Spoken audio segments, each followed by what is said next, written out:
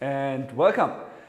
This is Sifu Matthias, you're at the Mind Body Warrior channel, and today we're gonna look into horse stance, one very traditional stance.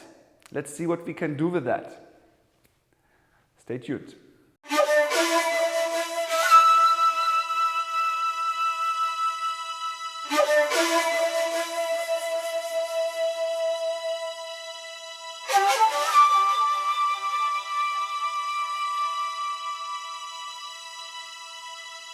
Hey, Sifu Matthias here. So, before I start, remember, help me like, subscribe, share, comment, do all these things. Let people know where you can find good content. Here, yes. And today I wanted to look into horse stance. What is a horse stance? Many people kind of know this when they do squats, right? If you do fitness, sometimes people do like more open squats or in yoga. I don't know yoga. You get the idea. In Kung Fu, it's more, we have our toes pointing more forward, knees out, and then we kind of sit. One important part is, and that's for all the stances and everything, we have our pelvis a little bit more forward, and then we sit here, right? That's our horse stance. A horse stance is good for many things. One is actually more like defensive. So like I can ground myself. It's often even called like a rooting exercise when you stay in your horse stance, like when we do this, right? Everybody knows these pictures from like Kung Fu movies. And there's even like the legend that when you, for example, started or wanted to start learning Hunga, Kung Fu, or others, the first thing you had to do for many months or years is just that, just horse stance, right? It was like one way for the teacher, for the Sifu to see if you would be worthy. Nowadays, these traditions are kind of not gone, but fortunately, unfortunately different now. Now it's more like if you're more consistent, you'll learn more, right? But that's a different story. So one thing is defensive, right? If I don't want to get thrown, a horse stance is kind of a good thing to have. It can actually also help me in krabbling. Like sometimes if I have to krabble, I kind of have like it's not a horse stance, but it's a similar position to, like I make myself heavy. So it's really hard to lift you, right? So one good approach to horse stance is somebody wants to throw you, boom, I make myself heavy. Let's see if you can get me up. It can be really hard. Same as like we can build like a shield, like we can like push forward. And I would say that's like one of the more martial application, because obviously we talk about Kung Fu being used in warfare, in fighting, defending your village, right? Whatsoever. Or our tradition here goes also back to military, right? There's a reason the saint of Kung Fu is Kuan Kung, which is an emperor who united China. But yeah, so for that reason, having this posture, having a shield and moving forward, that definitely can help you to push more and not getting pushed back, right? So let's say you have a big army or whatever. You have way more power to do that than if you would just walk, right? And even in Western martial arts, you can see this sometimes. They do it not the same, but even fencing. When I did fencing, it's like a similar thing. Okay, so but what I wanted to show you today, and you're going to see this like with my student Jacob, we're going to practice a little bit like stabilizing, exactly the same thing, the pushing part, but also, and that's my second thought on the stance, is how to use it for example, for lifting up, for doing a double leg throw. I go down and I push.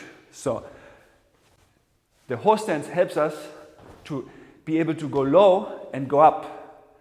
right? Like just these movements make us being more agile in moving around and lifting someone else, going down, getting up, working with heights, right? All these things. So let's take a look into this. I hope you like it. Let me know. Now, here you're going to see how I'm basically pushing my student Jacob. With him being in a normal stance, he's still kind of doing like a little bow stance, but you see, like, it's still easier for me to unbalance him, right? So now I tell him to go into a little bit more horse stance, and you see like how hard it is for me to actually push him from this position. Yeah. Now, to see what we actually can do with this is I'm leaning over him, and what I actually want from him is to use this force, right? You can see like how he can push me out of the way. So these are just examples of how to use, like how stable a horse stance can be when you're nicely grounded. Now we're gonna look a little bit into how to use it. Here I'm gonna try to again push him there, to get like me stable. And now you can see like how I use the horse stance to change height, right? I went from standing and went like really quickly down and pushed him from there.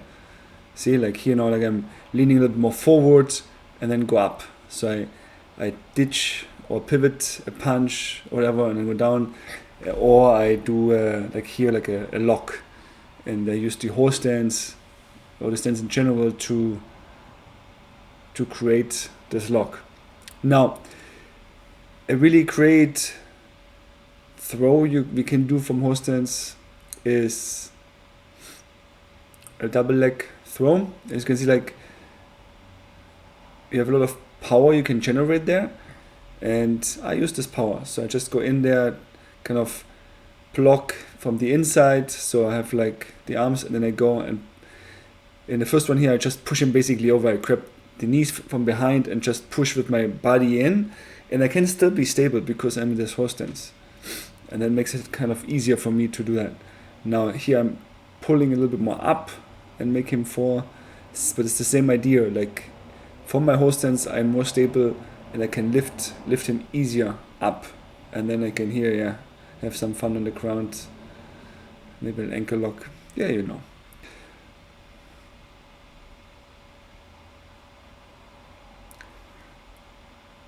So basically we go in, we block. This is kind of like an inside block. You go a little bit behind with one leg. You keep your feet, your head behind, inside. If you have it outside, it's very easier for the other person to grab the head, so to get like into a neck lock, right? Like here, I'm showing. We don't want to get there, so we want to go more from the inside. You can still do this. See, like in Sanda, often they do this from the outside, but in Kung Fu or whatever, it's better to do it like with the head on as close as much on the belly as you can, so nobody can get you, and then you kind of lift your hands up behind the knees and then push the other person over. So that's that. Okay, awesome. So this was kind of like us experimenting a little bit with the stance. There's way more. If you want to see more from this stance, let me know, and I'm happy to show you more on that. Yeah. So remember, like, subscribe, comment, share, and I hope to see you again here at the Quan. Sifu Matthias, out.